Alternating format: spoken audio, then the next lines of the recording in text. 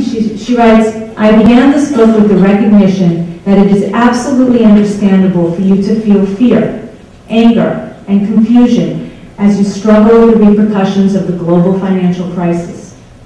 However, I believe that the very severity of the crisis means that we will choose to make lasting changes that will put us on a path to a healthier and more vibrant future.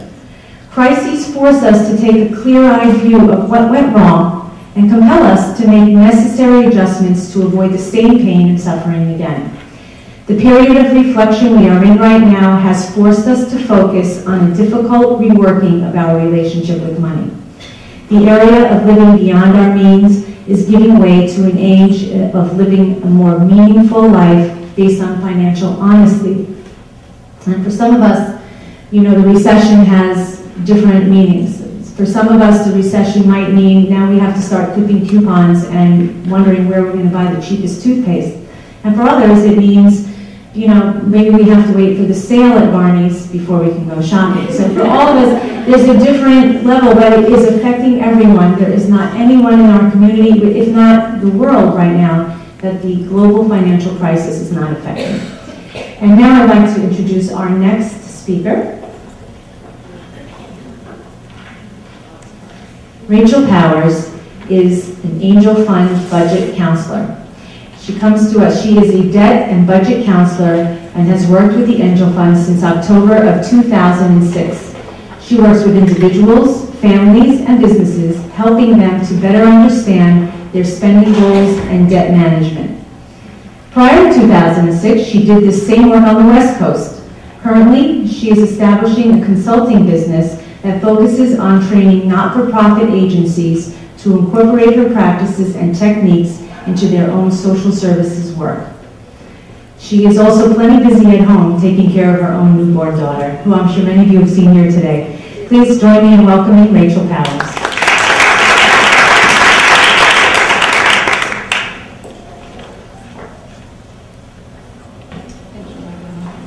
Thanks, everybody. Hi to all the familiar faces, and thank you so much for having me today. I'm so happy to be a part of this. Can you hear me okay? Okay. So I feel like I'm going to echo a little bit of things that I've heard so far, and I really don't feel like I can emphasize this enough, that this really truly is a bit of a scary time that we're going through, but I also truly feel it's an opportunity for us all to take a look at how we are spending and how we are saving, and to really sort of perhaps educate ourselves for the very first time on budgeting, which always has been just such an ugly word, but now I think truly is kind of a popular word, and maybe it can become a popular event as well, instead of something that people really look to with agony. You can sort of look to it proudly as a skill that you can hone. I think that probably there are a number of people who've never really had to even consider budgeting simply because of the cyclical nature of the economy and the fact that we have not, in our perhaps adult generation, seen it as bad as what we're hearing on the news it is now, or was last year, and perhaps will be as it continues through 2009. But I do feel like it's a great opportunity, a real opportunity to sort of address what we're going to be doing in flush times as well, spending and saving our money and figuring out what our priorities are for our families. Number one, I think most important, no matter how the economy is for our own families to look together and decide what are the choices that are important for our family. What are the priorities of your particular family? What is it that your family emphasizes as far as spending your money on? And it really varies, it differs. Is it holiday time? Is it having a stay-at-home spouse? I'm staying at home right now in our family. My husband is working. The automobiles, how many automobiles you have. So it's really taking a hard look at your finances together as a family and deciding what is it that you want to prioritize your spending for. And then, of course, what can you save on in order to make that priority come true and to be able to save towards that. I think it's really, again, a great opportunity to sort of start new habits. We all have fixed expenses every month that we have to deal with and wrestle with. These are the expenses that don't change month to month. So this would be your mortgage payment or your rent payment. This would be your car payment.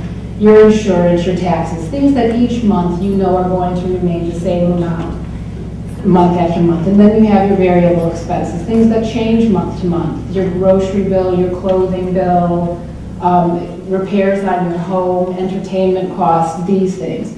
It's going to be challenging when you're establishing a budget to attack your fixed expenses right away, because these things are in place. So this is more of long-term budgeting. So this is something that you would want to look at. For example, if your car lease is coming up, let's say in the next 3 to 4 months, great time to really take a hard look. Is this the best deal in town? Do I need the same exact vehicle? Is there a way to do this in a less costly manner? Do we need to have the second car lease at all? So this would be a way of really considering something that's a fixed expense. Your variable expenses, the things that you spend money on to a different degree each month, have a little bit more flexibility. I love that there's going to be a grocery shopping consulting coming through. I think that just sounds fantastic. I would love to be a part of that. I hope that I'm somehow on an email stream for that. I think that's brilliant. This is something, in learning how to shop. There are people who really, really get it and really have got it figured out, how to get the best buy here, there, and everywhere in order to make their bucks stretch the furthest. This is absolutely the time to hone that skill. Entertainment, really take a good look at how many birthday gifts you've got coming down the pipe. You've got weddings gifts, this type of area. Make a budget for yourself of how much you're willing to spend each month, perhaps, in that entire category, and then try to break it down and have an idea of how many gifts you're going to have to go out there. These are the types of things that are variable expenses, and these are the types of things that right away you'll be able to really have some control over as far as making your first budget. There's a really wonderful budget sheet in the packet that was put together. I think Michelle put it together. She'll give credit to whomever did it if it wasn't her, but it's really fabulous. And it gives you sort of a first basic outline to fill in where you're spending your money in different areas. You can begin with the things that you know are certain, that you have no question about, things that you're unsure about. Take a guess, and at the end of the month you can relook at it. I'll talk about that again in a minute. So again, I just want to re-emphasize making choices for your family, because you may not have the same priorities as your neighbor, and this is fine, but you just have to know what your families are.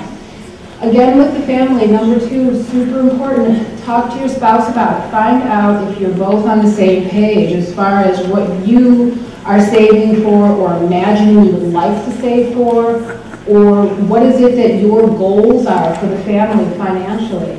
Oftentimes, one person's financial goals are different from another, even though we're living under the same roof.